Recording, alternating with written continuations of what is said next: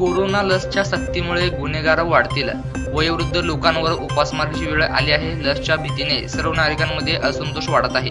यावर महाराष्ट्र शासन प्रशासन जिल्हा प्रशासनाकडून वेळेत उपाययोजना करावे, अन्यथा दुकान फोडणे चोरीचे जास्त प्रकार वाढतील. जास्तीत जास्त शिक्षित लोकांपेक्षा जास्त गुन्हेगार निर्माण होतील. याचा महाराष्ट्र शासन व जिल्हा प्रशासनाने विचार करावा व सर्व नागरिकांना दिलासा द्यावा. यशोदाबाई शेंडगे. कुठं मिळते तुम्हाला माल? मंगळवार बाजारात.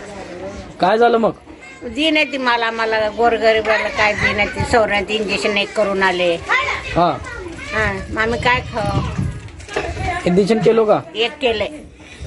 मग आता काय मागितलं त्यांनी? दुसरं आता अजून इंजेक्शनला गेलं. कागद बिगत काय दिले नाही ते अजून. दुसरं पण इंजेक्शन केलो का? नाही करायचंय. घरामध्ये काय नाही. सरकारला काय समजतं का नाही? गोरगरीबाला बघायला येत नाही का सरकाराला? नुसतं सरकार ही करा ती करा म्हणते. ते आम्हाला जरा बघावं सरकार फिरून. नाव सांगा. दोंडूबाई शिजराम खाणे. तुम्ही इथं कशासाठी आलो तो? रेसलिंग घ्यासाठी. मग काय झालं? त्याने 2 इंजेक्शन करा तेव्हा देतो म्हणजे एक केलंय. हा जीवाला आलं. चिवाला आले केल्यावर? हा. मग आणि दुसरं केल्यावर मेल्यावर मला कोण बघणार? हा मागटल्या लोकाला. असं म्हणता. मग दोन डोस घ्यायचा असं जिल्हाधिकाऱ्याचं म्हणणं आहे.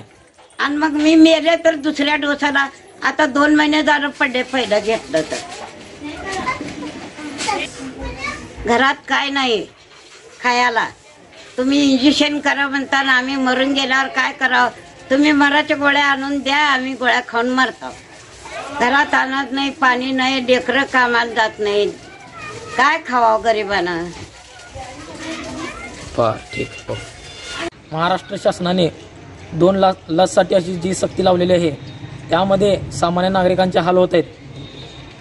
कायदा आर्टिकल 19 नुसार सर्व नागरिकांना समान जगण्याचा अधिकार आहे व अन्न वस्त्र निवारा आर्टिकल 21 प्रमाणे सर्व व्यक्तींना विकत घेऊन स्वतःचा जनजीवन चालवण्यासाठी जे कायद्यामध्ये तरतूद केलेले आहे हे महाराष्ट्र शासनाने गोरगरीब जनतेसाठी बंद करण्याचं काम सध्याच्या परिस्थितीला करत आहेत.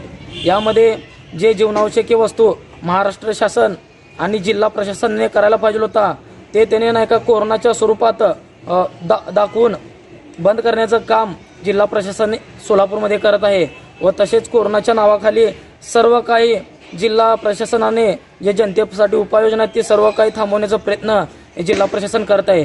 यामध्ये जर लोकांना जर अन्नधान्य रेशन जर मिळत नसेल तर या ठिकाणी परिस्थिती अशी येईल की जर लोक दुकानं फोडून वस्तू चोरून नेतील आणि या ठिकाणी जेवढे शिक्षित लोक आहेत त्याच्यापेक्षा जास्त गुन्हेगार या सोलापूर शहरामध्ये येणाऱ्या 6 महिन्यामध्ये दिसतील. तर हे कुठं तर थांबवण्याचं काम जिल्हा प्रशासनाने करावं आणि जे लोकांना उपाययोजना पाहिजे त्याचा त्वरित उपाययोजना करून त्या लोकांपर्यंत अन्नधान्यच नव्हं तर जे मूलभूत गरजा आहेत ते पुरवण्याचं काम जिल्हाधिकाऱ्याने करावं. 2 डोस जर घेतलं तर त्याला 1 डोस घेतला तर त्याला 84 दिवस लागतो आणि 3 महिने लोक जर घरात जर उपाशी बसले तर काही लोकांचे असं जीव जातील. लोकांचा जीव जळत आहे. याचा कुठं तर जिल्हाधिकाऱ्याने विचार करावा. आणि जर असं चालू राहिलं तर जेवढे व्यापारी आहेत त्याच्यापेक्षा जास्त दुकानं फोडून गुन्हेगार तयार होतील आणि जेवढे शिक्षित आहेत त्याच्यापेक्षा डबल गुन्हेगार बनतील. आणि आपल्या महाराष्ट्रामध्ये जसं स्वातंत्र्यपणे जगण्याचा अधिकार आहे तसाच सर्व नागरिकांसाठी जगण्याचा अधिकार जिल्हा प्रशासन आणि महाराष्ट्र प्रशासनाने सुरळीत करावा.